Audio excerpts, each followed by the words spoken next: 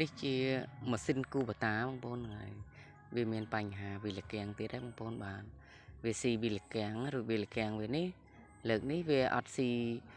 ក្របថ្នោតទេគឺវាស៊ីតិចតិចប៉ិនវាធ្វើទុកបដាងបងប្អូនហ្នឹងហើយបដាងវាលកៀងវាមានបញ្ហាបែកបដាងអាតូចមកនេះកន្លែងខ្ញុំពវល់ហ្នឹង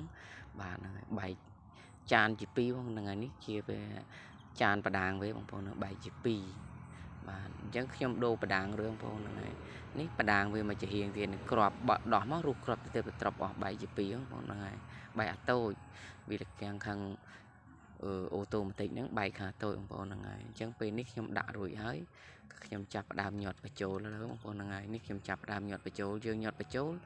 យើងលើកដៃយេបន្តិចក៏បានបើយើងមិនបាច់លើកយើងទម្លាក់ចុះក្រោមក៏បានបងប្អូនហ្នឹងហើយយើងអត់បាក់ដោះក្បាលកន្លះឯងបងប្អូនហ្នឹងហើយ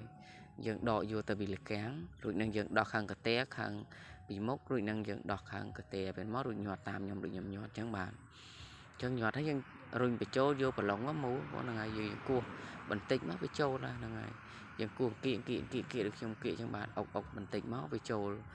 លក្នុងកន្លែងមកវាមកឬក៏យើងយកប្រឡងចាប់ឯងបងប្អូនហ្នឹងហើយប៉ណ្ណឹងយើងយកប្រឡងមកចាប់រួចជាស្រេចបងប្អូនហ្នឹងហើយ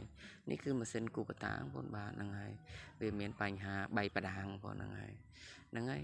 វីដេអូខ្ញុំមានតែប៉ុណ្្នឹងជាចុងក្រោយអរគុណ